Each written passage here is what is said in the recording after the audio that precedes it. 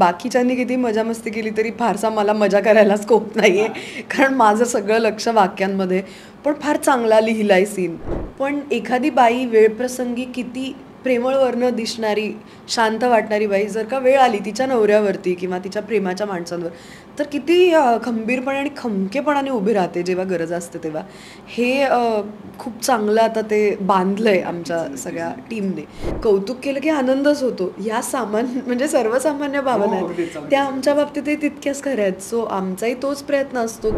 नमस्कार, मी नितीन मोरे लेट्सअप मराठीमध्ये तुमच्या सगळ्यांचं स्वागत करतो आहे. सेट भेटच्या निमित्ताने आज आपण आलो आहोत कलर्स मराठी वाहिनीवर. खूप कमी वेळामध्ये प्रेक्षकांच्या पसंतीस पडलेली मालिका म्हणजे सुख कळले, आणि त्याच मालिकेच्या निमित्ताने एक गोड अभिनेत्री, मालिकेतील मुख्य कलाकार स्पृहा जोशी माझ्यासोबत आहे.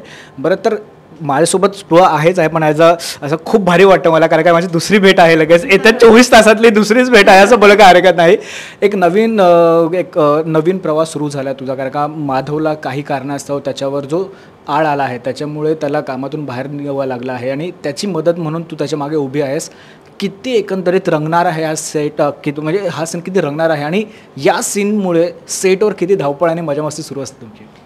नाही काय, एकतर हा शूट करायला थोडा अवघड सिक्वेन्स आहे, कारण मी आत्ताच स्क्रिप्ट वाचले तर 8 पानं बोलायचं आहे मला. तर पहिल्यांदा तर तो एक टास्क आहे की हे पाठांतर कसं होणार आहे. त्यामुळे बाकीच्यांनी किती मजा मस्ती केली तरी फारसा मला मजा करायला स्कोप नाही आहे, कारण माझं सगळं लक्ष वाक्यांमध्ये.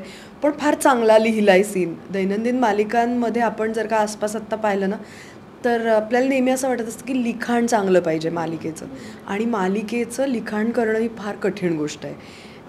तर ती सहज साध्य गोष्ट नाही आहे. त्यामुळे आमचे जे लेखक आहेत, आमचे स्क्रीन प्ले रायटर्स, आमचे संवाद लेखक फार मेहनत घेतात या सगळ्यावरती. आणि मालिका सुरू झाली त्याच्यानंतर पहिले काही दिवस तर कॅरेक्टर्स काय आहेत हे प्रेक्षकांना कळण्यातच पहिले काही दिवस जातात. आत्ता पहिल्यांदा खरं एक रंगतदार वळण मालिकेत आलं आहे या ट्रॅकच्या निमित्ताने. माधवला नोकरीवरून काढून टाकलं आहे, त्याच्यावर एक खोटा आळ आला आहे हे आता प्रेक्षकांना माहिती. मिथिला वकील आहे हेही प्रेक्षकांना माहिती आहे, पण तिचं वकिली कौशल्य, तिचं ज्ञान काय अजून प्रेक्षकाच्या समोर आलं नाही आहे. ते पहिल्यांदा आता या सीनच्या निमित्ताने दाखवायची मलाही संधी आहे एक अभिनेत्री म्हणून.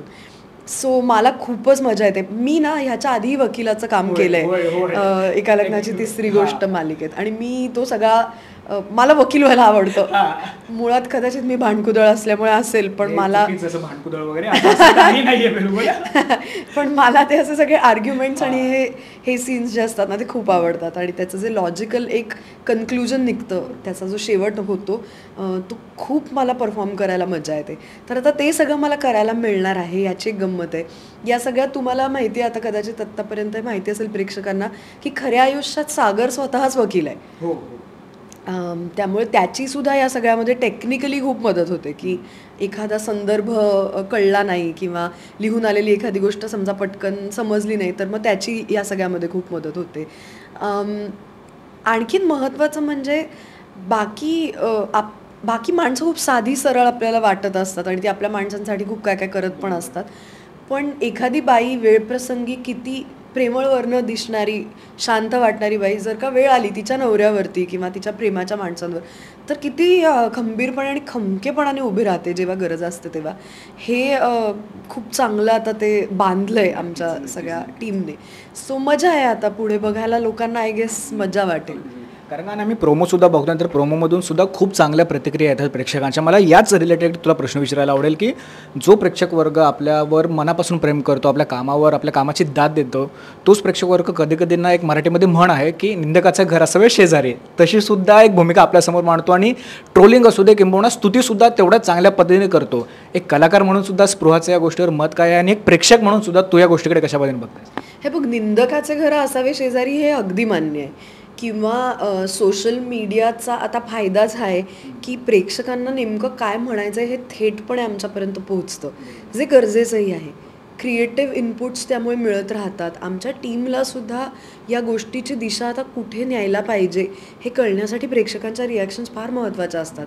त्यामुळे आम्ही इनफॅक्ट सांगतो प्रेक्षकांना की प्लीज आम्हाला कळवा, आम्हाला सांगा तुम्हाला काय वाटतं आहे मालिकेबद्दल, गोष्टीबद्दल तुमची काय मत आहे ती सांगत राहा, स्टोरीज टाका, आम्हाला टॅग करा.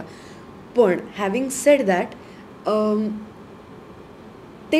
ट्रोलिंग किंवा ती निंदा जी आहे ती काय भाषेत असावी याला मात्र काहीतरी एक त्याला लिमिट असलं पाहिजे.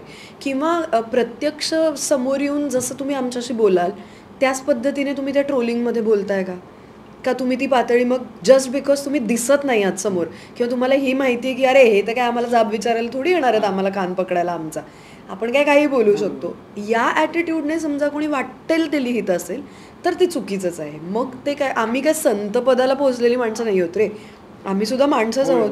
कोणीही घाण बोललं की आपल्याला घाणच वाटतं, कौतुक केलं की आनंदच होतो. ह्या म्हणजे सर्वसामान्य भावना आहेत त्या आमच्या बाबतीतही तितक्याच खऱ्या आहेत. सो आमचाही तोच प्रयत्न असतो की बरं काम ह्याचसाठी करत असतो की ते प्रेक्षकांपर्यंत पोहोचावं.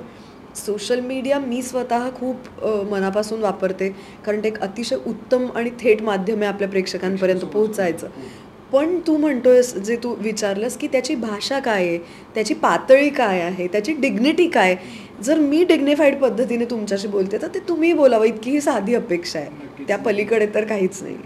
बरं, तर मालिका जशी पुढे सरकत आहे, जसं तू बोललीस की आत्ता ह्या ट्रॅकनंतर मालिकेतले खरे रंग बोलण्यापेक्षा एक वेगळं वळण आपल्याला बघायला मिळणार आहे. मालिका आतापर्यंत खरंच खूप प्रेक्षकांना आवडते. सेटवर सुद्धा तुमची धमाल मजा मस्ती सुरू असेल.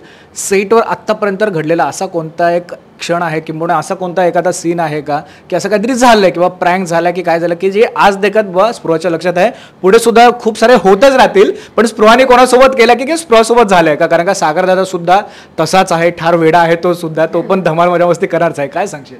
नाही, खरं तर आत्ता असं काही फार कोणी प्रँक केलं आहे किंवा असं काही घडलं नाही. खरं मालिका सुरू होऊन एकतर मुळात फार दिवस झालेले नाहीत. अजून तशी कलाकार मंडळी नवीन आहेत एकमेकांसाठी. मी आणि आरतीने फक्त याआधी एकत्र काम केलं. आरती म्हणजे जी नैनाचं कॅरेक्टर या मालिकेत करते. बाकी प्रत्येकासोबत आमचं आता हळूहळू एक नातं, एक बॉन्ड, रॅपो हे सगळं तयार होत चाललंय. सो आय थिंक तू पुढच्या वेळेला जेव्हा मला वाटतं इंटरव्ह्यू करायला येशील तेव्हा माझ्याकडे किस्सा असेल काहीतरी सांगायला. पण मालिकेच्या सेटवरचं वातावरण खूप चांगलं आहे हे मात्र निश्चित. सगळे कलाकार एकमेकांना समजून घेऊन काम करत आहेत, प्रेमाने काम करत आहेत. एकमेकांना काही सजेशन्स असतील, मग हे असं करून बघूयात का, याच्यात काहीतरी वेगळं करून बघूयात का. आमच्या दिग्दर्शकाला आम्ही सांगू शकतो हक्काने की बाबा हे थोडं वेगळं करायचं का, हे वाक्य थोडं वेगळं घ्यायचं का. हा ओपननेस तरी सेटवर आहे. आत्ता कुठे मालिकेला आत्ता शूट सुरू होऊन आमचा सव्वा महिना झाला आहे. जसे जसे आणखीन दिवस पुढे जातील तसं आणखीन आमच्याकडे काहीतरी गमतीशीर सांगायला बोलायला असेल.